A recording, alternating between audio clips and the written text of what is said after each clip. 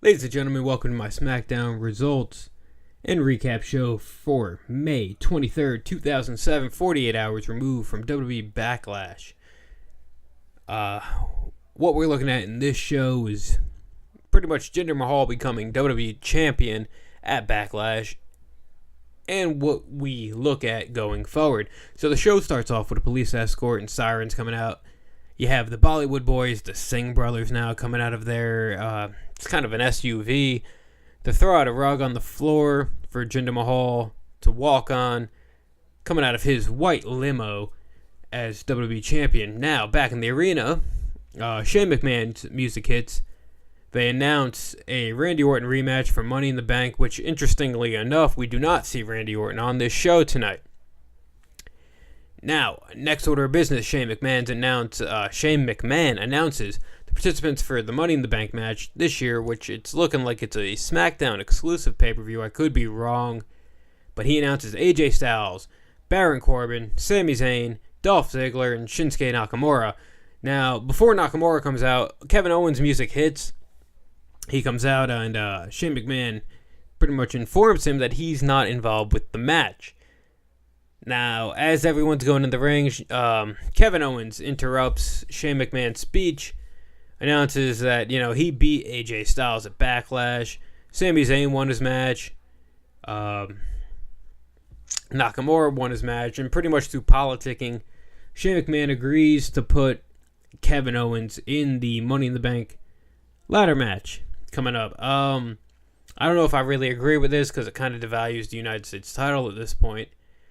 Just like how they used to... Who was it? Roman Reigns was U.S. champion, and they kept throwing him WWE title matches. And, as much as they want Roman to look strong, this devalues the title, especially when you're a champion, and now you put him in the match, and it makes it look like that there won't be a U.S. title match at Money in the Bank. Interestingly enough, if you guys remember a couple weeks ago, Rusev was saying that he would not debut on SmackDown Live unless he got a WWE title match at Money in the Bank.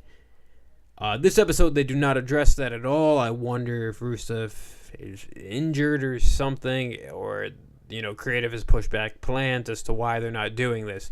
So, within this segment, they announce Baron Corbin versus Sami Zayn in a rematch from Backlash, and also the main event, they announced Dolph Ziggler and Kevin Owens versus AJ Styles and Shinsuke Nakamura in the main event. And pretty much this segment ends. We go to commercial. We see backstage Becky Lynch, Charlotte, and Naomi on the way to the ring, and apparently they're facing the welcoming committee. Now, this is more of the usual feud we've been used to. The match itself was pretty decent. I have no complaints against it. I also got to mention, there was a weird split screen view they did when they said they were going to commercial, where on one side they showed the commercial, and on the bottom they showed the SmackDown Live logo, and a little picture-in-picture view they showed the match continuing. Now I have a Comcast Xfinity. I don't know if this was just a Comcast thing or if this happened all across the board, because it happened multiple times throughout the night. So if you guys, if you know, let me know. So this match was, like I said, it was more of the same, which it was Becky and Charlotte versus the welcoming committee, and I think it was Charlotte who pinned Carmella after James Ellsworth tried to interfere on behalf of the welcoming committee, only screwing up, and it allowed Carmella to get pinned. So after that, we have Jinder Mahal's Punjabi celebration is announced for later on tonight. It's a cool idea. We'll get more into that later on tonight. Next matchup was Baron Corbin and Sami Zayn, which was a really quick match. It started off pretty good, but it ended abruptly quickly when Sami Zayn got a roll up on Baron Corbin. And after the match, Baron Corbin attacked Sami Zayn, which kind of furthers their feud into the future. That was a weird statement to make. But yeah, it kind of just shows that they're going to be continuing their feud into the future. Now we get a backstage segment with AJ Styles and Shinsuke Nakamura. They talk about how they have history together, but tonight they had to work as a team, and at Money in the Bank they're going to be enemies. The usual type of thing WWE throws in there. Up next, we actually have a backstage segment, I guess you could call it, with the Fashion Files, where Fandango and Tyler Breeze are showing up at Shane McMahon's office. Shane looked confused as to why the equipment was all in their office, and they were basically turning in all their equipment to Shane, calling him commissioner at numerous points because they could not beat the Usos at Backlash.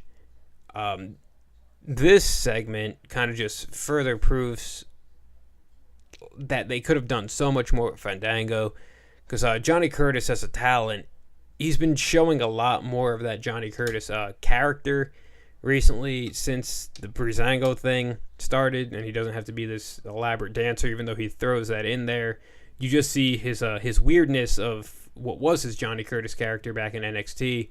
If you guys want to YouTube videos of that, it's actually phenomenal. No pun to AJ Styles intended. But Shane basically announces 2 matches later on tonight, which will be Tyler Breeze versus Jey Uso and Fandango versus Jimmy Uso. Next up, we have the Jinder Mahal celebration, which it starts off with them all playing music of some sort. One guy who's playing like a double-sided drum, I notice, is playing a melody very similar to the Great Khali's later theme. I don't know if that was a WWE a rib intended. I thought it was kind of funny. I mean, I caught on to it. I don't know if I'm just imagining that it sounded like Great Khali's theme, but to me, it really sounded like Khali's theme. Basically, his whole celebration was, him announcing he beat Randy Orton.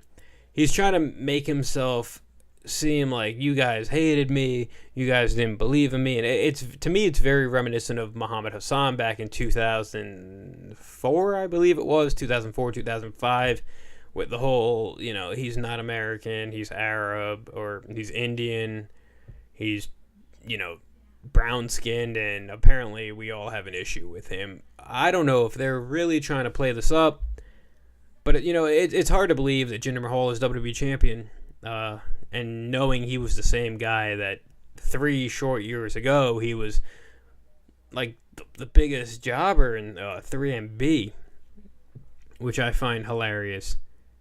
But pretty much that promo ends with the whole celebration. I thought it would lead to a spot where Randy Orton interfered, and it didn't. It just kind of ended with him celebrating. It was nothing really spectacular. They had fireworks going off. They had all these Indian dancers, and they had the Singh brothers in the ring with him. But I thought it was going to lead to something, and it didn't. It was kind of a letdown in my opinion. I don't know how you guys viewed it, but the celebration ends. Next match we have up is Jey Uso versus Tyler Breeze, which from a distraction from Fandango, Tyler Breeze picks up the win very quickly against Jey Uso. And the next match, which was Fandango versus Jimmy Uso, also ended very quickly with Fandango picking up the win against Jimmy Uso, which they said, we just beat you guys, we deserve another title match, which the Usos wanted right then and there, which, the match itself was pretty good. In the end, the Usos retained the titles. After Fandango hit a leg drop on one of the Usos, the other tagged in without Fandango noticing and hits a flying leg drop off the top rope, which, it was cool. The match at the pay-per-view I thought was a lot better, was a lot more entertaining. But it led into what we have next is a nice half-hour main event, which is Dolph Ziggler and Kevin Owens versus AJ Styles and Shinsuke Nakamura. Now this match, I didn't think it would be anything short of phenomenal, yet again, no pun intended. Dolph Ziggler in recent times, he tries too much to be like Shawn Michaels. Not that's a bad thing, but I love Ziggler back like 2013 heel Ziggler, where he was like his own character. He got the people behind him. Now he's, in a weird way, just like a glorified seller. Like, he's great at what he does. He wrestles great matches, but his character in itself, personally, it just doesn't do it for me anymore. But this match was a great match. I noticed, for whatever reason, it was funny that Ziggler didn't take his shirt off during the match. I don't know if that's an ode to Kevin Owens not taking his shirt off. It was almost like skins versus shirts in this match. The match itself was intense. It was good. It felt a little bit like an indie match, which you would expect due to the competitors in there, but also like a WWE match because of the type of product they put on. The match ends with Kevin Owens getting hit with the Kinshasa by Shinsuke Nakamura. And you know what I noticed is a lot of parts during this match, they always tried to separate, say, AJ getting in the ring with Owens or Ziggler getting in the ring at the same time with Nakamura, which kind of, to me, furthers the idea that they're going to continue those feuds into Money in the Bank. The match ends basically with Nakamura's music hitting and AJ and him just staring at each other in the ring because they know in a couple short weeks they're going to be opponents at Money in the Bank. That's how the show goes off the air. It was a good episode of SmackDown overall. I mean, since the draft split, SmackDown has always been the show that gave the better wrestling. I mean, if you listen to my recap from Raw last night, I mean, Raw has the stories, but it just doesn't do it pro wrestling wise for what it's worth. With SmackDown having the talent it has, they should be putting on great main events. I mean, the one thing I don't like recently is Nakamura in NXT was a beast. He was the king of strong style. Now they're portraying him as this artist. And it's cool and all, but they're making him get beat up more. They're making him adapt more to WWE style, and that's really not Shinsuke Nakamura. And I feel like in a weird way they're butchering his character. They might fix this in the future. I don't really know what they're going to do. I always thought that he wouldn't transcend well onto the main roster, because if you look into the past, WWE has not traditionally booked Japanese stars well. You look at Kai and Tai, they became a joke. Funaki became SmackDown's number one announcer, and then he became Kung Funaki.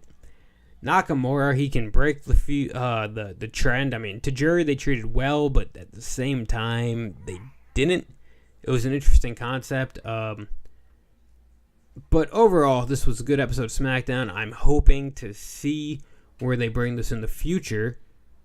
Like, the weeks leading up to Money in the Bank, I'm hoping they introduce Rusev into all of this because of the promos they had shown in the past. I don't know really what they're doing with him. I mean, they broke him up seemingly with Lana, which is a weird ideal, even though I noticed on SmackDown tonight they did not show any Lana promos, nor did they Rusev promos. So I don't know if they're just going to scrap any idea they had going for them, and they might team them back up together. Anyway, guys, thanks for listening to this. Thanks for, tuning into SmackDown. If you have any comments, leave them below. Subscribe to the channel. Like or dislike the video.